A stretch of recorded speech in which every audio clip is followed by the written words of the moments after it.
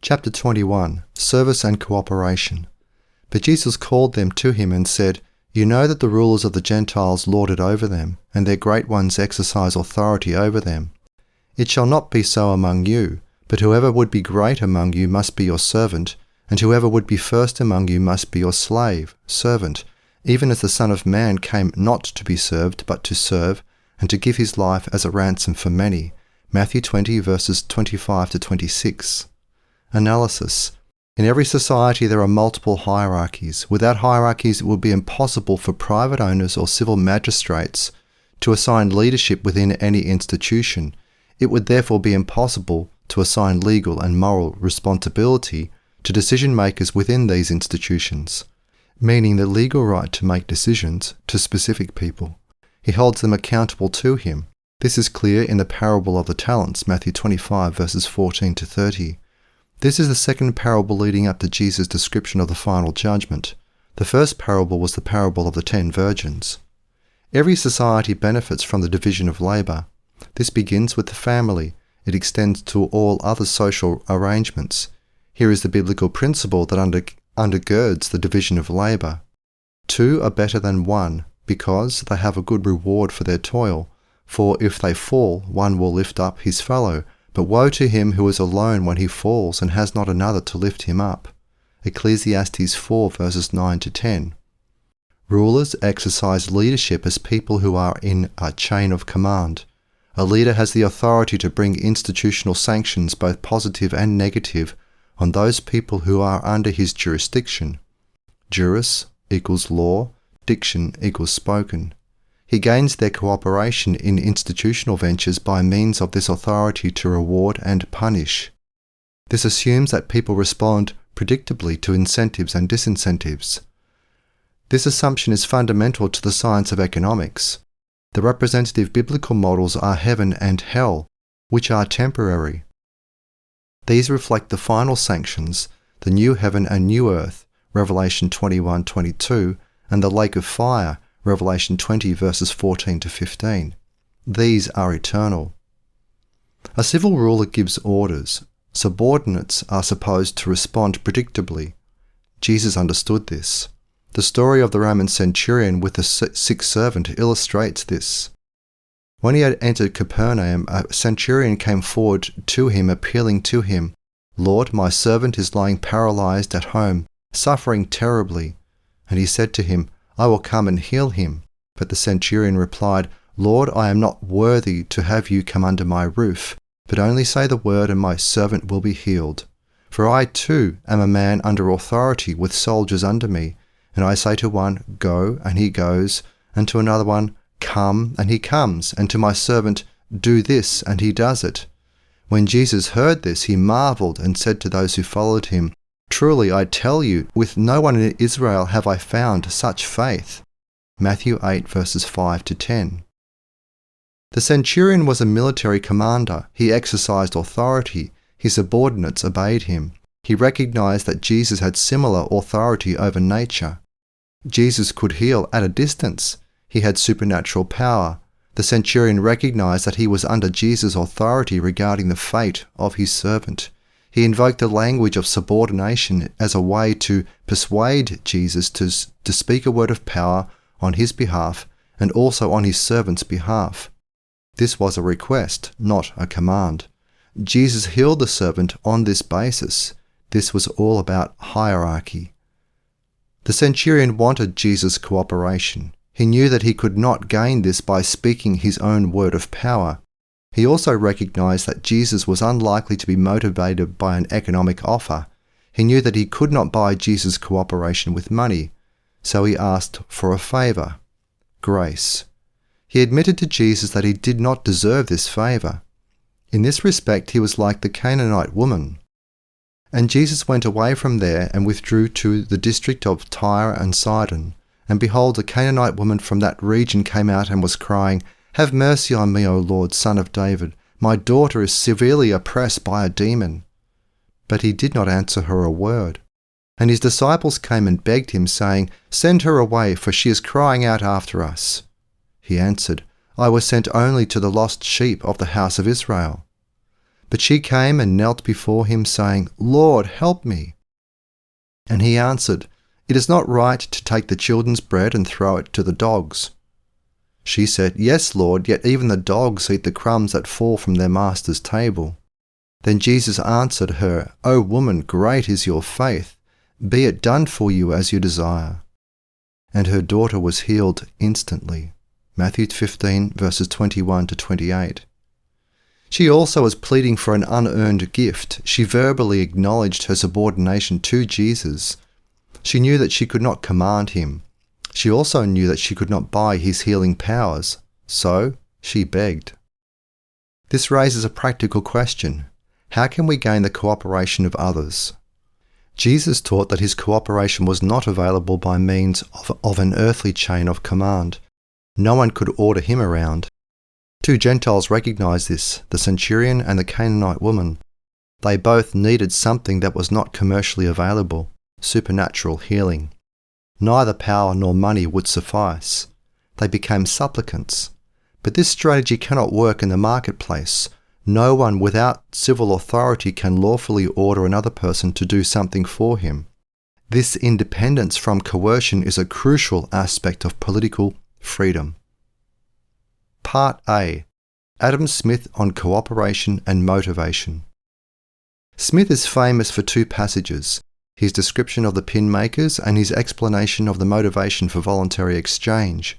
The first passage is found in Chapter 1 of The Wealth of Nations. Without capital and without cooperation, common pin makers would have to become highly skilled craftsmen with low individual output. People remember this example. It has proven to be unforgettable. But the more fundamental question arises, how can the cooperation of pin makers be secured?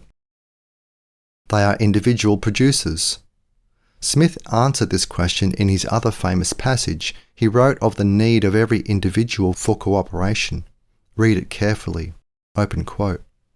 In civilized society, he stands at all times in need of the cooperation and assistance of great multitudes, while his whole life is scarce sufficient to gain the friendship of a few persons.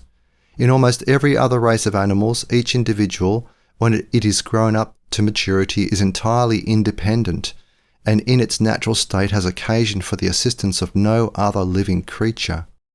But man has almost constant occasion for the help of his brethren, and it is vain for him to expect it from their benevolence only. He will be more likely to prevail if he can interest their self-love in his favour and show them that it is for their own advantage to do for him what he requires of them. Whoever offers to another a bargain of any kind proposes to do this. Give me that which I want, and you shall have this which you want, is the meaning of every such offer. And it is in this manner that we obtain from one another the far greater part of those good offices which we stand in need of. It is not from the benevolence of the butcher, the brewer, or the baker that we expect our dinner, but from their regard to their own interest. We address ourselves not to their humanity, but to their self-love, and never talk to them of our own necessities, but of their advantages. Nobody but a beggar chooses to depend chiefly upon the benevolence of his fellow citizens. Even a beggar does not depend upon it entirely. The charity of well-disposed people indeed supplies him with the whole fund of his subsistence. But though this principle ultimately provides him with all the necessaries of life which he has occasion for, it neither does nor can provide him with them as he has occasion for them. The greater part of his occasional wants are supplied in the same manner as those of other people, by treaty, by barter, and by purchase. With the money which one man gives him, he purchases food. The old clothes which another bestows upon him he exchanges for other clothes which suit him better, or for lodging, or for food, or for money, with which he can buy either food, clothes, or lodging, as he has occasion." Unquote. Smith's central idea is this: the coordination of individual work through the market's process of voluntary exchange leads to the highest output and therefore the greatest wealth, both individual and national. Maximized production does not come from central planning, which rests above all on an incentive of fear of the civil government. Smith criticised the economics of 17th century British mercantilism, which defended the use of state power to coordinate foreign trade. What humanist economists have ignored, as have Christian defenders of state intervention in the name of biblical ethics, is this: Smith's defense of the free market was an extension of Jesus' principle of Christian rulership through servanthood. But whoever would be great among you must be your servant, and whoever would be first among you must be your slave, servant. Matthew 20 verses 26 to 27. The free market's incentives are based on mutual service, not coercion or begging. Every form of state planning relies on the threat of coercion. Coercion generates resistance by producers who see a part of their output extracted by the state with nothing provided in return. A popular defense in Christian economic ethics rests on a combination of charity and begging. This arrangement limits the scope of cooperation by limiting the motivation for cooperation. Generosity ceases when a donor runs out of funds. He must then replenish the funds through productivity. A system of giving to the poor and needy in this outlook is conceptually separate from the production process, unlike Smith's concept of joint production through mutual exchange. This system of exchange based on gifts is asymmetric. On the one hand, few people donate. On the other hand, the arena of people who want free money or free goods and services is huge. So, non-profit exchanges are sporadic and infrequent. In contrast, the number of exchanges between people in a profit-seeking market is beyond calculation. Exchanges are continual. People are being satisfied constantly. They have an incentive to repeat exchanges with others whose performance they trust. The free market is international and continual. It involves the vast majority of adults. Part B. Self-interest and social coordination. Jesus offered the solution to the problem of social coordination, the principle of service. But he did not discuss the correlation of this principle with the price system in a free market. This correlation is the most important insight of modern economic theory. Adam Smith deservedly gets credit for it. It was a major conceptual breakthrough despite its simplicity. It is not inconsistent with Jesus' teaching on service. It is an extension of this principle in the area of market exchange. I am making what might be regarded as an outlandish statement here. I am saying that this is the key insight of free market economists. This insight is the fundamental insight that separates all rival systems of social ethics and personal ethics from the logic of economic theory. I am aware of no previous philosophical or religious system that proclaimed that the best way to achieve social coordination and thereby achieve individual goals is by means of seeking profitable exchanges. Military brotherhoods and other secret societies are based on a strict distinction between members and non-members. There is always a system of hierarchical control in every brotherhood that is based on either an oath to the organization or a concept of shared risk, especially the risk of death. Religious organizations, in contrast, rely more heavily on the doctrine of love, which implies self-sacrifice on behalf of others.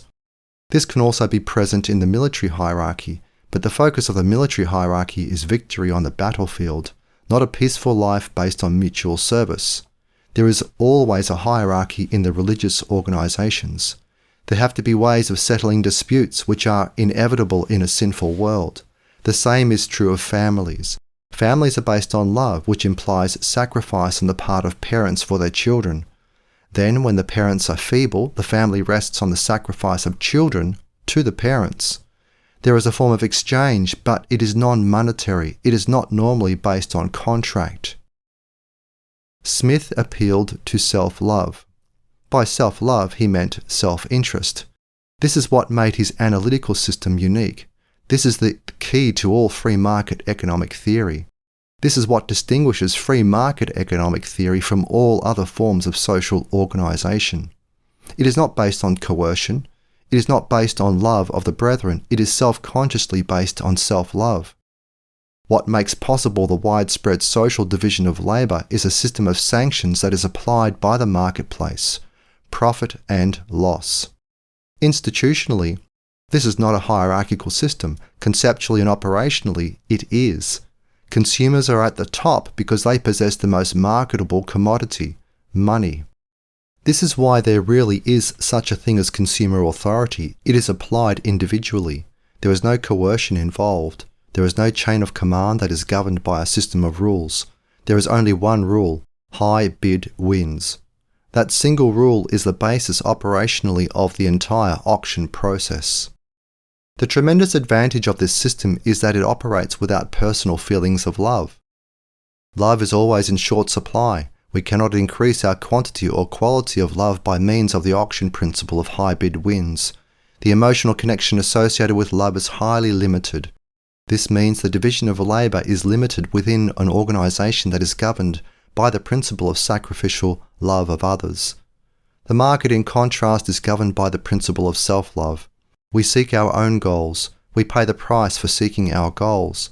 We bear the responsibilities associated with achieving our goals. This motivation is consistent with the temporary biblical sanctions of heaven and hell, and also with the permanent sanctions of the new heaven and new earth and the lake of fire. Christians are highly self-interested with respect to where we will spend eternity. I am unaware of any major theologian within Christian orthodoxy who warns Christians not to be self-interested with respect to where they will spend eternity. On the contrary, they are highly focused on this individual goal. Jesus built the Christian church on these twin doctrines. They were not taught in the Old Covenant. Jesus was clear that we have to love God above all else. We must seek first the kingdom of God and his righteousness, and all other positive sanctions will be added unto us. Matthew 6 verse 33. We are not to take advantage of other people's weaknesses. This is also consistent with the Mosaic covenant, which imposed a system of morally compulsory loans at zero interest to poor brethren in the faith, Deuteronomy chapter 15. Nevertheless, there is nothing in the gospel that prohibits efficient service to others that produces a profit. The question is this: what is your ultimate motivation? If it is ultimately self-love at the expense of the love of God, then it is a suicidal impulse. This is the religion of mammon. But when people become wealthy on the basis of efficient service to consumers, which enables consumers to achieve their goals less expensively, they should not have moral qualms about their wealth. Their wealth is in serving others. Conclusion. Jesus was clear that the basis of success in life is service to others. He made it clear that the hierarchical authority of the church should be based on service to others, not based on the goal of personal power. There is great responsibility associated with the possession of power. Rulers are held to a higher level of accountability than the ruled are. They have greater responsibility. There is no escape from personal responsibility. This is why Paul argued that church elders should receive payment for their services. They have great responsibility. They have to focus their time on leadership. This service has to be paid for. Let the elders who rule well be considered worthy of double honour, especially those who work with the word and in teaching.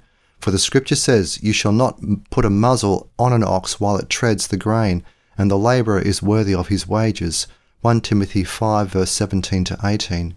The criteria for exercising rulership in the church are rigorous. 1 Timothy chapter 3.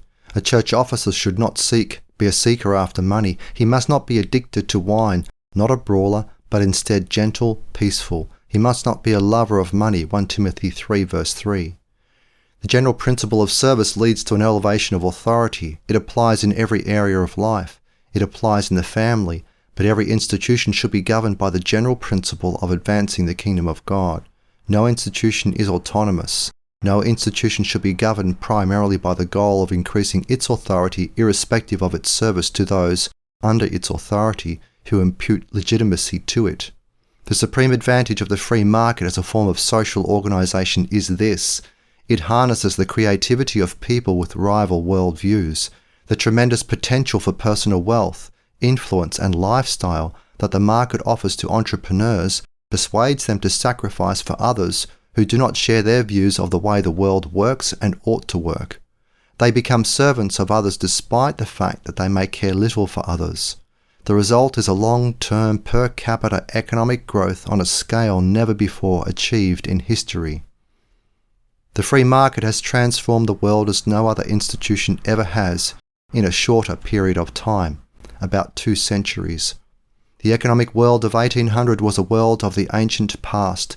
It was closer to the world of 1800 BC. than it was to our world. The vast increase in the division of labour and specialisation that has taken place since 1800 has changed the world forever. It was the free market that accomplished this. It was not the church. It was not the state. It was not the family. However, the free market is dependent socially, judicially and morally on the church, the family and the state. It cannot function without justice. It cannot spin justice out of its own entrails, the way that a spider spins a web. But as a means of social transformation, nothing has compared with the free market as an engine of positive transformation in as short a period of time. The principle of service is the basis of success in the market process. But it is implemented more by the principle of self-love than the principle of love for others. This constitutes the most important revolution institutionally in the history of man since the destruction of the temple in AD 70. I hope that this multi-volume book provides the intellectual, moral and spiritual framework to explain and justify this transformation of the world.